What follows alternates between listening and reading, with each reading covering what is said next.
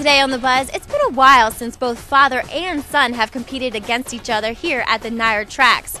But trainer Chris Englehart and son Jeremiah have moved their operations from the frigid confines of Finger Lakes to test the winter waters here at Aqueduct. Well, it's a lot more difficult down here. You got to have owners that are willing to spend pretty serious money, which is a lot different than up at Finger Lakes. Up at Finger Lakes, you can fill your barn up with claiming horses for not a whole lot of money. Down here, if you want to compete, you got to spend a lot of money. And fortunately for me, I have excellent owners down here, so they're really helping me out. There's some similarities. I mean, from the horse standpoint, I mean, I still practice the same ideas there as I do here. I want the horses healthy and going into the race as best as you can. Here it's a little bit, competition from top to bottom.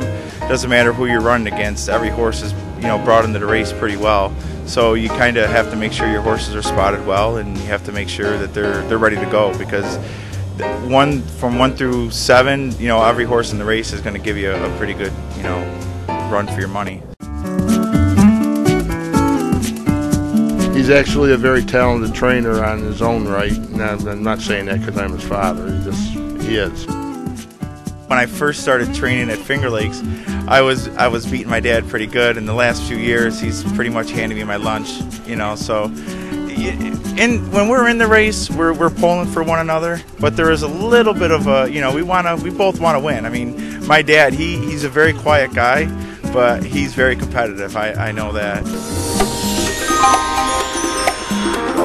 Honestly, mostly my owners. I mean, my owners really spot a lot of the horses. Island Wind Stable and Maggie Moss, Adam Wachtel. I don't do so much claiming for him, but he's, these guys work the rag numbers very well, and I don't. So a lot of times I go on what they want, and sometimes I pick the horses too, and it's been a good combination, really.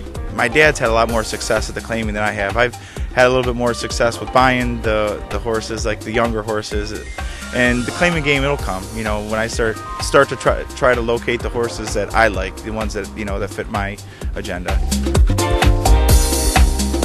I mean, it's not the track itself. I mean, they do an all right job with the landscaping and stuff, and of course the racing's cheap. The owners of the track, Delaware North, I never knock them because they've kept the doors open for 30 years, and I've raised my family there, so I appreciate them. But they're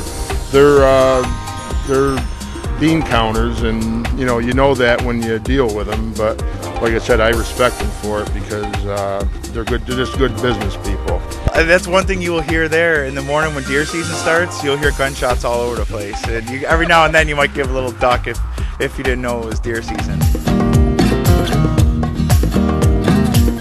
I really enjoy coming down here. I come down every week. I enjoy the people. Everybody here is just nice. They're just good people. I have a lot of fun, and I enjoy going back home on Sundays. That's about the end. It's just I don't think I'd ever want to live down here. Never know about the future, but I'm very happy to have my home up at Finger Lakes. Yeah.